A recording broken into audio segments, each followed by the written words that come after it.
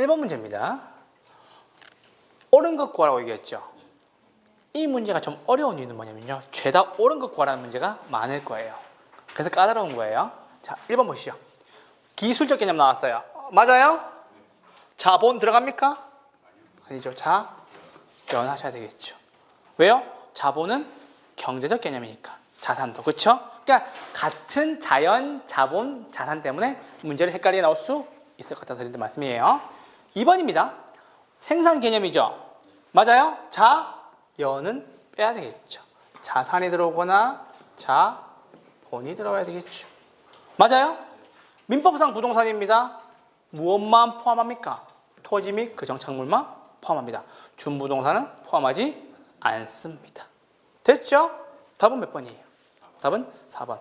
준부동산에 대한 정확한 정의입니다. 아시겠죠? 제가 이 기출의 재구성이라는 문제를 만들 때 무엇을 되게 중요시 여겼냐면 굉장히 객관적인 데이터가 있는 근거를 가지고 지문을 갖고 온 거예요. 법제처에 있는 지문 그대로입니다.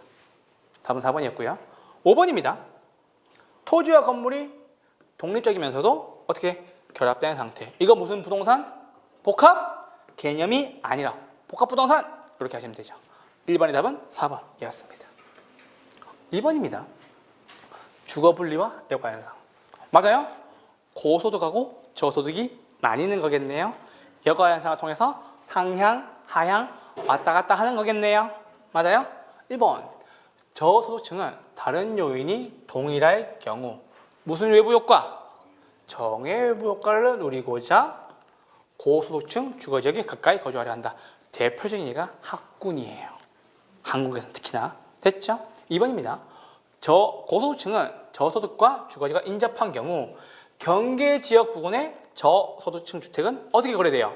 할증, 비싸게 거래되고. 맞죠? 고소득층 주거지역은 어떻게? 싸게 거래된다. 답은 몇 번? 답은 2번. 지리적으로 근접한 근린 지역에만 발생합니까? 아니죠. 도시 전체에서도 발생합니다. 아시겠죠? 됐어요? 근린 지역에서만 발생하는 게 아니라 도시 전체에서도 발생한다고요. 오케이? 4번입니다. 여가 과정에서 주거 분리를 주거하는 것은 고소득하고 맞는데 회피하는 것은 무슨 외부 효과? 부의 외부 효과. 추구하는 것은 무슨 외부 효과? 정의 외부 효과. 됐죠? 속도가 좀 붙어야 돼요, 이제. 문제를 보는 속도가. 10번입니다. 2번입니다. 5번입니다.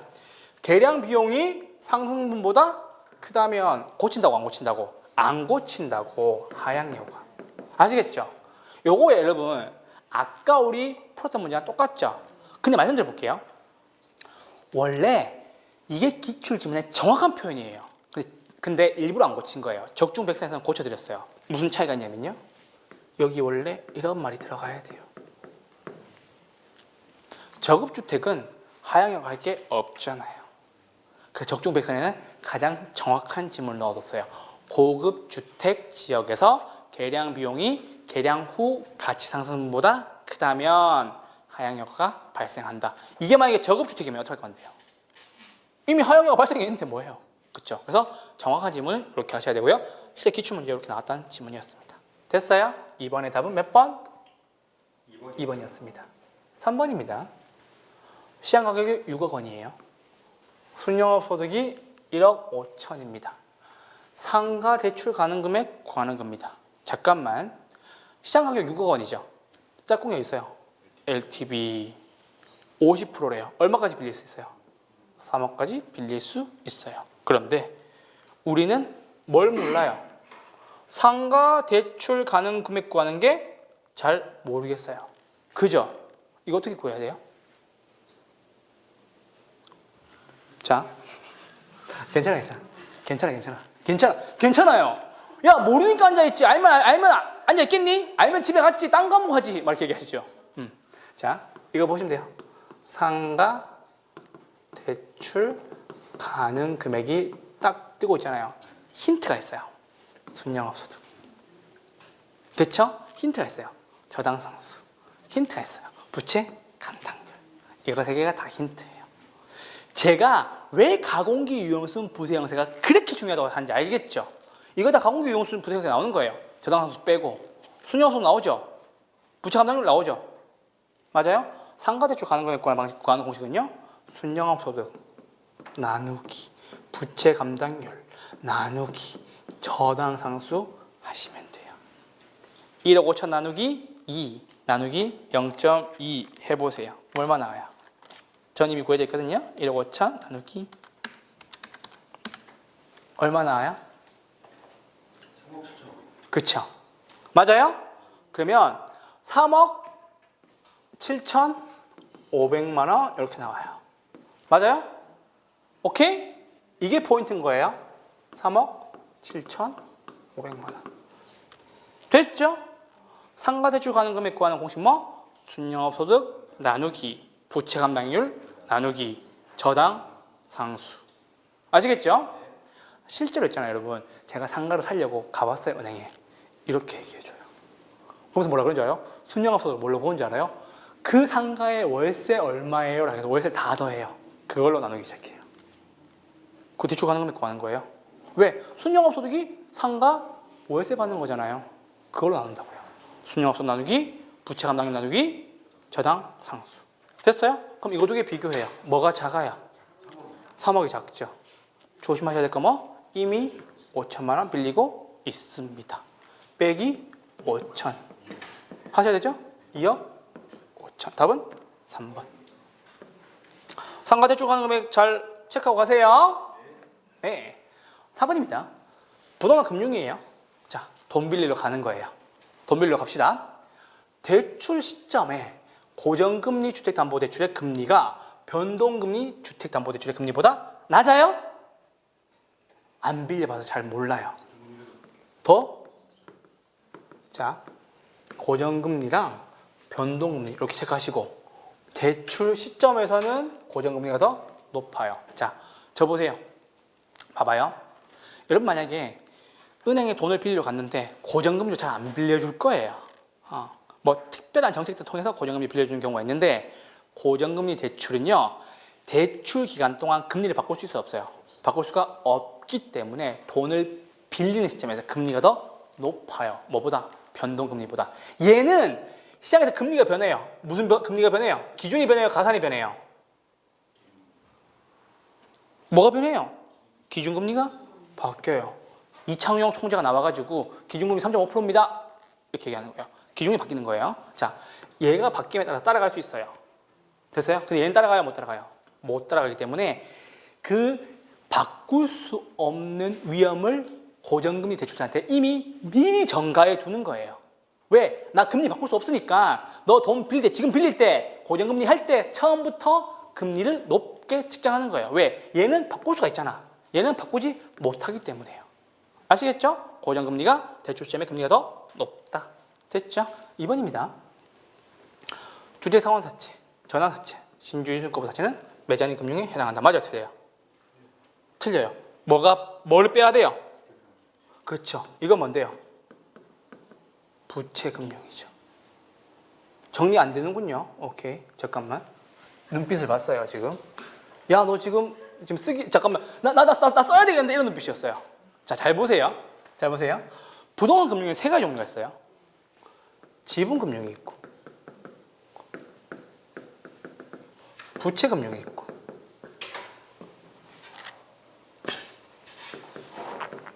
매장인 금융이 있어요.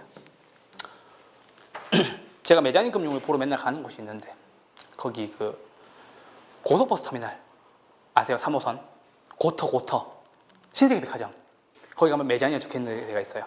1층과 2층 사이에 매장이라 적혀있어요. 그거 찍어서 제가 인스타에 올려놨어요. 학교론 선생님이어가지고. 자, 그건 됐고, 어쨌든 매장인 금융은 중간에 있는 뜻이라는 걸 알겠죠? 잠깐만. 지분금융은 무슨 말이냐면요, 내 거 팔아가지고 돈 땡겨오는 거예요. 쉽게 설명해보죠. 내가 차가 2대가 있어요. 돈 3천만 원이 필요해요. 내 차 한 대를 팔아서 3천만 원 가져오면 지분금융이에요. 감 잡았죠? 자, 부채금융이에요. 말 그대로예요.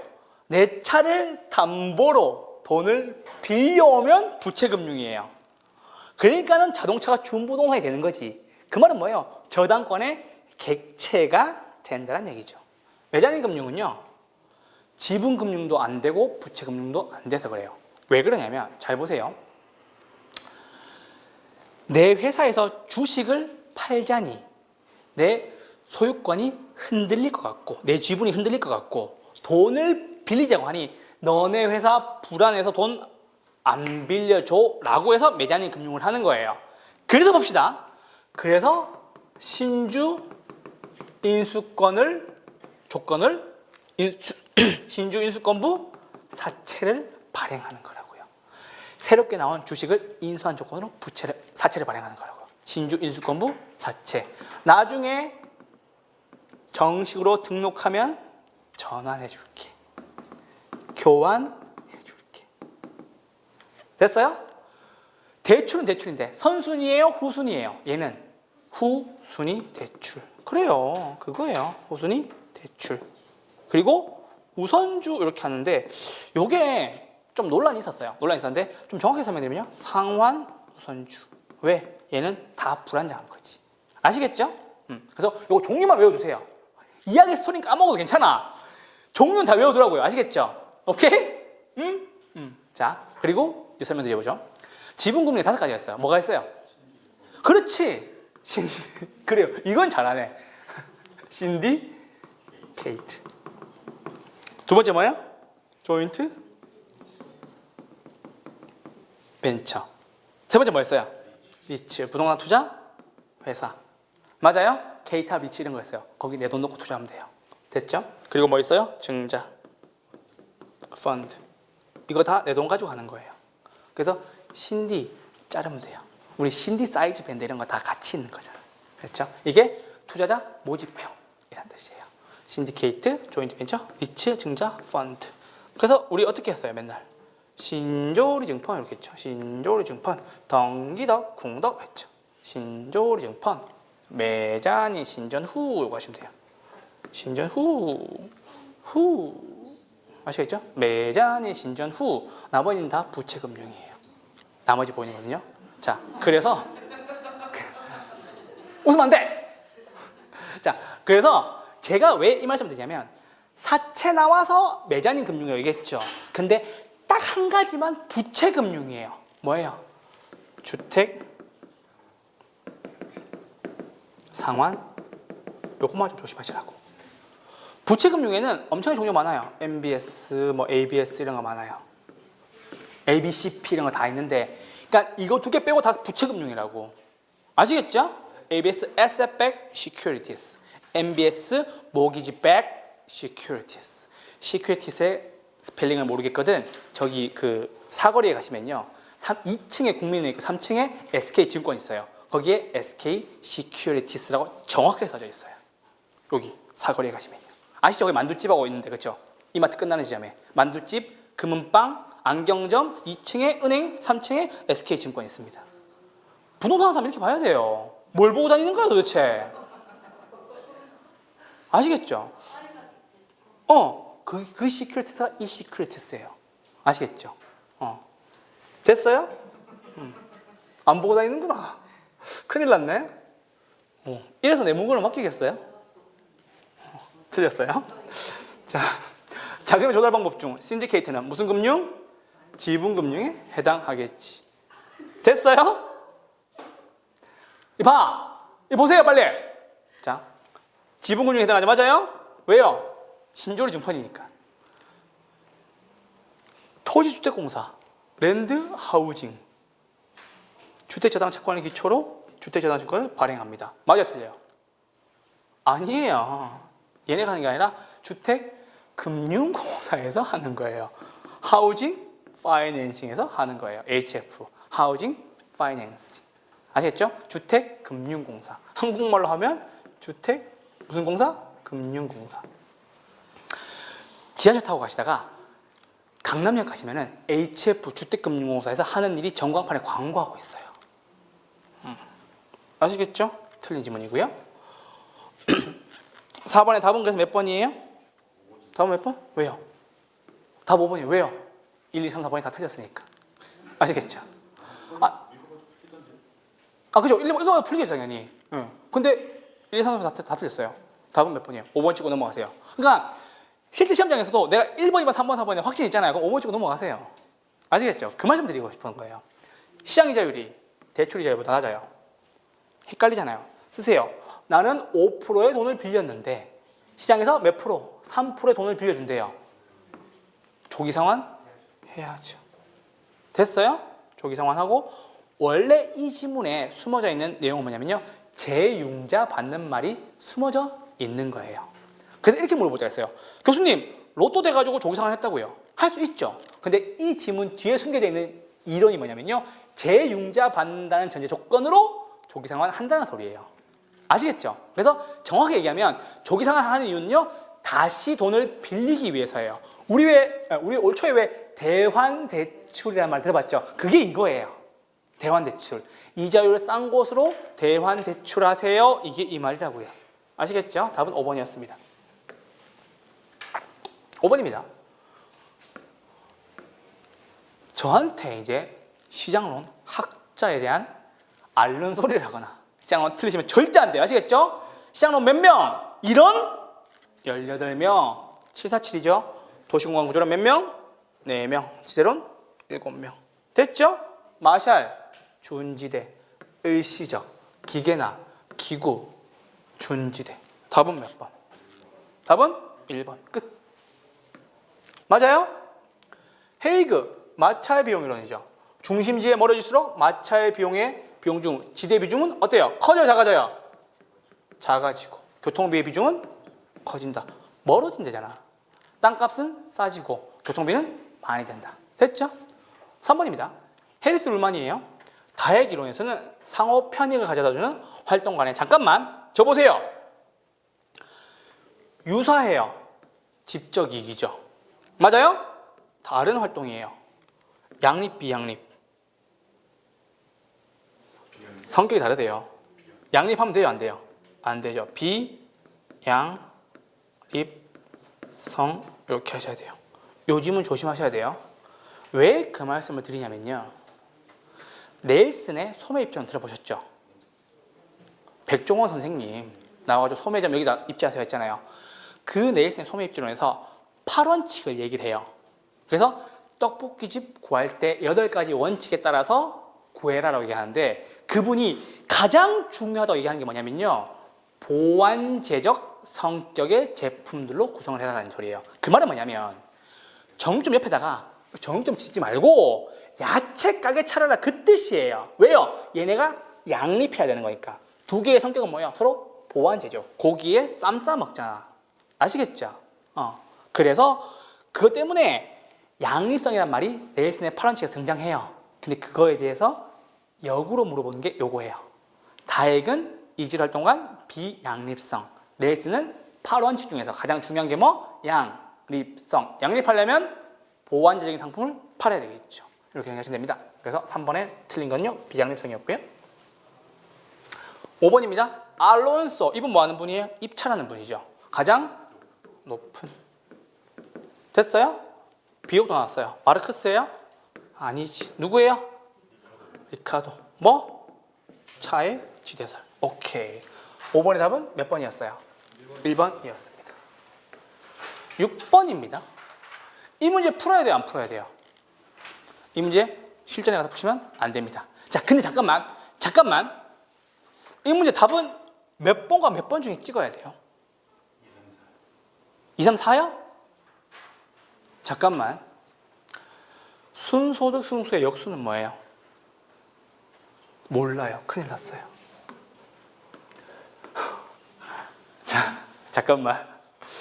야, 큰일 났어요. 몇 번 치냐고 물어봐서 대답을 했는데. 자,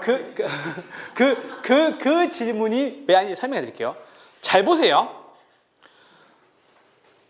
손이가요, 손이가 할인현금 수지법의 순례지 어승수 있죠. 우리 어승수만 따와볼게요.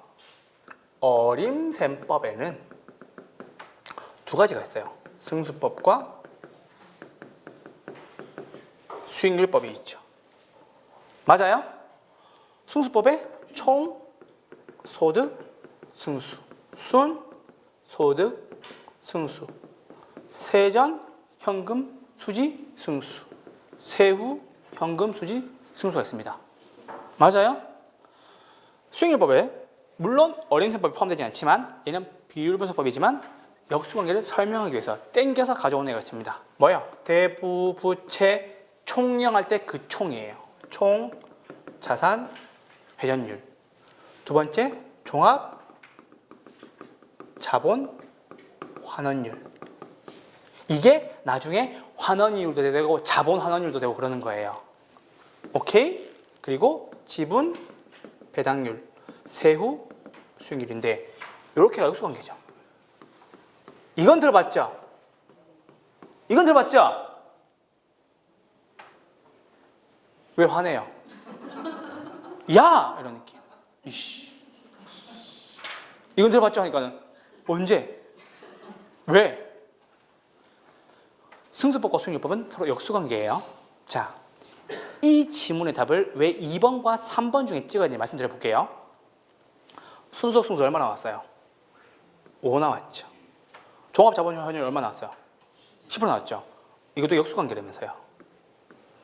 됐어요? 그러면 순수적 승수 5가 나왔대요. 맞아요? 그럼 예를 들어 봅시다.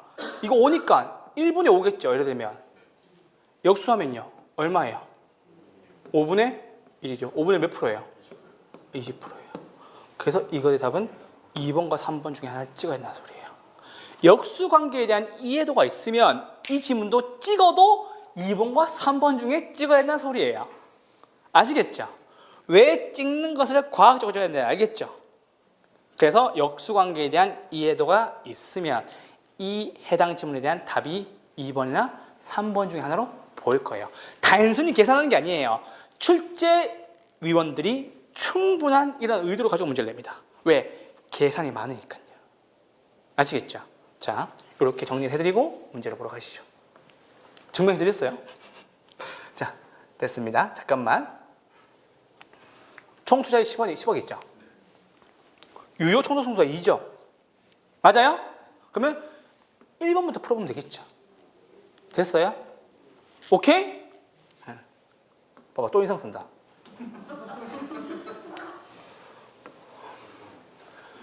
유효 총소득 승수는 어떻게 구합니까?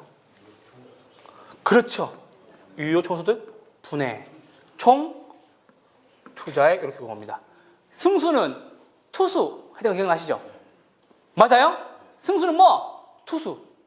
1승, 2승, 3승. 보통 10승 넘어가면 좋다고 얘기합니다. 그렇죠? 투수 쓰면 되잖아. 투수. 근데 여기는 무슨 수익? 유효 총수익. 유효 총소득. 맞아요? 유효 총 수입. 소득. 맞아요? 위에는 뭐? 총 투자액. 총 투자액 얼마인데요? 10억. 됐어요? 요청수 얼마? 2라면서요. 요청수 얼마? 됐죠? 우리는 이걸 보면서 5억이라는 걸 체크를 하고 그 다음부터 뭘 해야 되냐면요. 제가 제일 좋아하는 거 써야 돼요. 뭐예요? 내가 제일 좋아하는 거. 영업 현금 흐름을 이제 내가 헷갈려 그래. 할인 현금 수지 분석법이랑 영업 현금 흐름이랑 다른 거라고요. 할인 현금 수지 승수법 DCF는요 순내지가 있는 거고 영업 현금 흐름은 가공기 유용순 부재 형태라고요. 내가 영업하는 동안 돈이 어떻게 흘러갔냐고 설명했잖아 아까. 그럼 뭐예요? 가공기 유용순 부재 형태가 되겠죠. 맞아요? 그럼 우리 뭘 얻었어요? 유효 총소득을 알게 됐죠. 5억.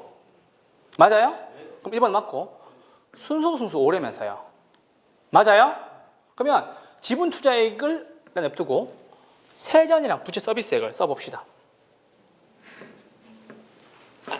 세전 얼마? 1억. 부채 서비스액 얼마? 1억. 순영소득 얼마? 됐어요? 그래서 2억이에요. 자, 그러면 순소득 구해봅시다.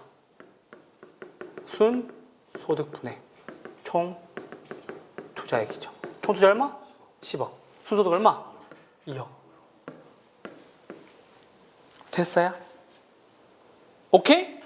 자, 이게 어렵다고 생각하시는 분들은 잘 보세요. 이게 잘라요. 앞에 있는 애를 밑으로 보내라고요. 앞에 있는 애를 밑으로. 승수란 말이 나오면 승수 앞에 있는 말을 밑으로 보내세요. 총소득 승수 뭐? 총소득을 밑으로. 순소득 승수 뭐? 순소득을 밑으로. 그래서 투수하는 거예요. 투소해도 돼요. 근데 외우고 싶도록 수익이나 소득이나 똑같은 말이잖아. 됐어요? 그렇게 하시면 됩니다. 종합자본환원율 몇 프로예요 이거? 그렇지. 답 3번. 이렇게만 풀고 끝내야 돼요. 이래야 멋있는 거예요. 끝까지 가면 멋이 없어요. 아시겠죠? 자, 채무불 이행률 공식 뭐예요? 잠깐만. 채무불 이행률 왜 이러지? 자, 잠깐만. 채무불 이행률 공식 뭐예요? 두 개 더해요. 뭐 더해요? 왜 이러지 나한테? 채무불 이행률이니까. 두 개 더해요. 뭐 더해요? 분자에. 영업경비랑 부채, 서비스액. 헷갈리잖아요. 자, 저 봐요. 돈 나가는 거 두 개를 더 하라고. 돈 나가는 거 두 개를. 됐어요? 그럼 영업경비 얼마 들었겠어요? 3억 들었겠지. 5개 3억 값에 2억 나왔으니까. 그러면 3억 더하기 얼마? 1억. 나누기 무슨 총소득? 유효 총소득 5억이죠. 얼마? 0.8. 됐어요? 이렇게 자르세요. 세전현금 수지 승수 얼마? 1억. 근데 우린 중요하죠. 세전 세후란 말이 나오면 투자액이 아니라 무슨 투자액? 세전 세후란 말이 나오면 내 돈 투자액, 유효 투자액 아니고 그런 말 없고. 아시겠죠? 세전현금 수지 승수 구하는 방법 뭐야? 세전 수지분의 지분 투자액. 이렇게 하시면 되죠. 지분 투자 얼마? 5억. 맞아요? 세전 얼마? 1억. 다음 몇 번? 3번. 5. 맞죠? 그럼 요거 다 숫자 맞춰놓은 거예요. 얼마나 힘들은지 알겠죠? 5억. 아시겠죠? 실은 이 문제는 푸시면 안 돼요. 푸시면 안 되는데 제가 얘기하고 싶은 건 그거예요. 찍어도 2번, 3번 중에 찍으란 말씀을 꼭 드리고 싶은 거예요. 왜요? 순소득 승수와 종합자본환원율은 역수관계니까. 총소득 승수의 역수는 뭐예요? 종합자본 회전율. 그쵸? 세전현금 수지 승수의 역수는 뭐? 지분 배당률. 이 말 모르겠잖아요. 준 프린터물 집에 가서 꼭 보세요. 아시겠죠? 문제를 풀면서 아시겠죠? 이 문제 깔아놓고 옆에 프린트 보시면서 정리하시면서 내 이야기를 들으면서 정리를 해보라고요. 그 말 꼭 부탁드리겠습니다. 6번의 답은 3번이었습니다. 근데 실제로 이 문제 어려워요. 그건 인정합니다. 자, 민간의 부동산 개발 방식이에요. 틀린 것은 요거 있잖아요. 문제 나오면 한번 읽어봅시다. 토지 소유자가 사업 시행했어요. 건설업체에 공사 발주하고 공사비 지금은 뭘로 줘요? 분양 수익금으로 준대요. 이게 뭐예요? 분양금 공사비 지급형입니다. 됐죠? 2번입니다. 개발 사업에 있어서 사업 자금 또는 상호 기술 보완 하면요. 이게 뭐야? 컨소시엄. 함께 모여서 하는 거. 우린 그걸 컨소시엄 얘기합니다. 3번입니다. 등가 교환 방식입니다. 이거 다른 말로 하면요. 등가 교환 방식은요. 다른 말로 하면 공사비 뭘로? 대물 변제형 이렇게 얘기를 합니다. 자, 이 말 뜯어드릴게요. 공사비를 물건으로 대신 갚아주세요 이 뜻이에요. 이해됐어요? 자, 그럼 봅시다. 토지 소유자가 뭘 제공해요? 토지를 제공해요. 개발업자는 뭐 제공해요? 공사비를 부담해요. 비율에 따라 나누는 방식이에요. 잠깐만. 땅 주인이 이렇게 썼죠. 토지 소유자. 맞아요? 그리고 개발업자가 공사비로 건물을 이렇게 올려줘요. 됐죠? 이거 기억나죠 이제? 개발업자는 3층까지 가져가고 토지 소유자는 위에 거 가져가는 거. 이거 기억나죠? 이게 등가 교환 방식. 다른 말로 하면 뭐? 공사비, 대물, 변제형. 네 공사비 뭘로 가져갔어요? 1층부터 3층까지 물건으로 가져갔죠. 됐어요? 3번이었고요. 4번입니다. 이제 하셔야 돼요. 수수료. 신탁은 믿고 맡기니까 소유권 이전하고, 수탁은 부탁만 받는 거니까 이전 안 합니다. 소유권 이전한답니다. 수탁이 아니라 토지 신탁하셔야 되겠죠. 다음 몇 번? 4번. 됐어요? 자체개발 본인이 하는 거예요. 맞아요? 혼자 다 알아서 하는 거예요. 맞아요? 위기관리 능력 요구됩니다. 7번 답은 4번이었습니다. 8번입니다. 제시된 자료를 통해서 감정평가 규칙에 관한 공시지가 기준법으로 평가한 토지평가액을 구하라. 이거 안 어렵죠? 맞죠? 자, 근데 이 문제를 풀 때 제가 되게 강조하는 말이 있어요. 뭐냐면 제발 딴 데 동그라미 치지 마세요. 제 시험지 더럽게 푸는 사람을 별로 안 좋아해요. 아시겠죠? 이거 어떻게 하는지 알아요? 이거 체크한다 이렇게 막. 이거 뭐예요? 이거 번지수예요, 번지수. 난리 나요. 이때부터 끝난 거야 이제. 이런 사람 있다니까 실제로. 그러면 제 성격상 이걸로 면적이 아니라 번지수로 계산한 거 답 있을까요? 있어요. 그거 찍으라고. 출제위원들 그렇게 내요. 왜? 너 체크 잘못하는 순간 이 문제 틀리는 거예요. 이거를 면적으로 착각하고 체크하잖아요. 답이 있어요 실제로. 틀리라고. 그 의도가 다분한 거예요. 이거 틀릴 이유가 전혀 없죠. 잠깐만.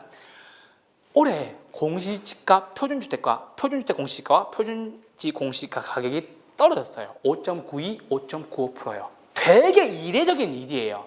국토교통부에서 공시지가를 현실화시킨다고 지금 떨어뜨리고 있는 거예요. 계속. 원래 현실화시킨다고 올렸었어요. 계속. 실제 거래 가격에 비해서. 근데 이게 너무 올랐다고 싶어서 떨어뜨리고 있는 거라고요.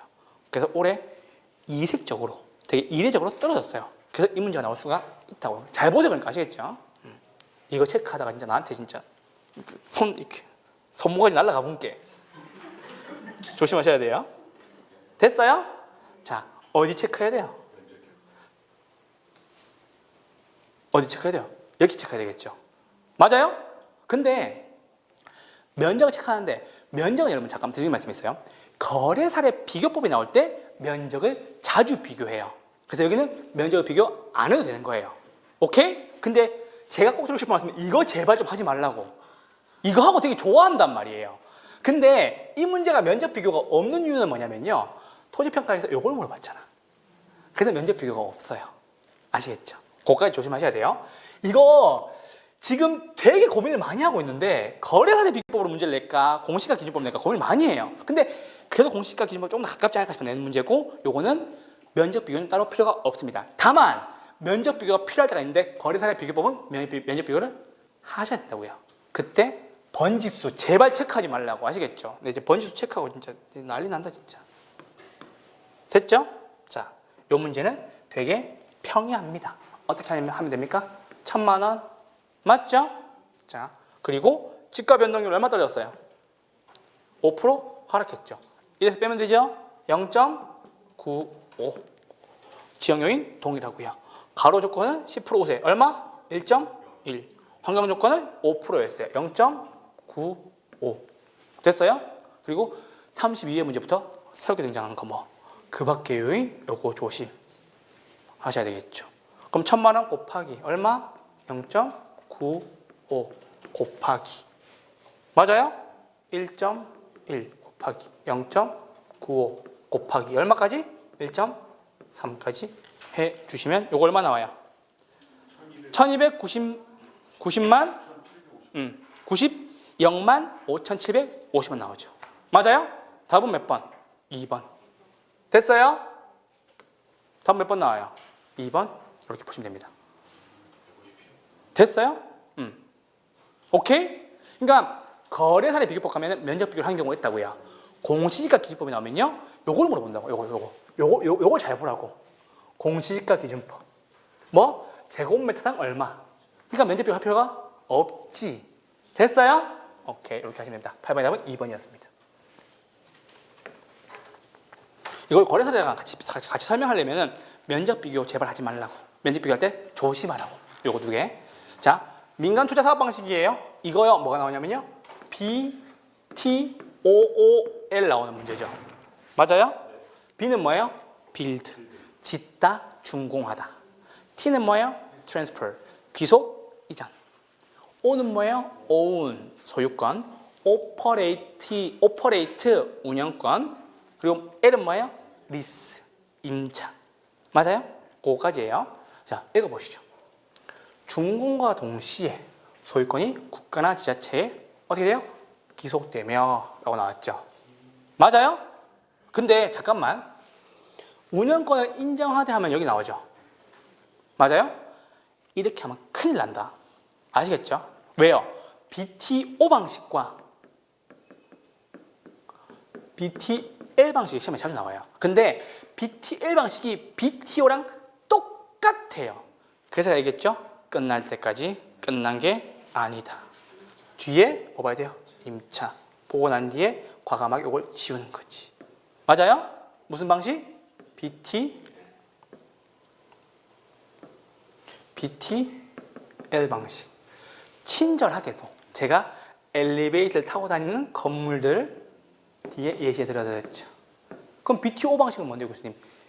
시설 이용자로부터 수익을 거둘 수 있는 거. 뭐예요? 도로, 교량, 그렇지, 톨게이트 이런 거. 얼마 전까지만 해도 일산대교 돈 걷었어요. 아시겠죠? 무슨 방식? BTL 방식. 짓고 이전하고 끝날 때까지 끝난 게 아니다. 됐죠? 9번의 답은 5번이었습니다. 10번입니다. 원가법이죠? 맞아요? 감가수정 하는 겁니다. 어디에서? 재조달 원가에서 감가수정 하는 겁니다. 됐죠? 두 번째, 거래사의 비교법 할 때는요, 사정 보정하고 시점 수정하고 무엇을 비교합니까? 무엇 비교해요? 이거 했는데 거래사 비교법 사시가 거래사 비교법 사시가 임대사 비교법 사시가 공시가 기준법 BCG 개그 큰일 났다 이제. 가치 무슨 요인? 나중에 내가 가치 발생 요인 문제 낼 거예요. 틀리면 두고 봅시다. 아시겠죠? 예고까지 줬다. 가치 형성 요인 비교. 거래사 비교법 할 때요, 무엇을 곱하냐고요? 사정 보정 곱하고 시점 수정 곱하고. 아시겠죠? 시점 수정 이게 지가 변동률이라고요. 기간 나오는 거. 가치 형성 요인에 뭐가 있는데요? 일반 요인, 지역 요인, 개별 요인 있잖아. 그래서 이거 갖고 있는 거 곱해주는 거잖아. 아까 우리 8번 문제에서 기억나요? 개별 요인 곱했던 거, 가로 조건, 우세, 환경 조건, 열세 했던 거. 그게 여기 있는 내용들이라고요.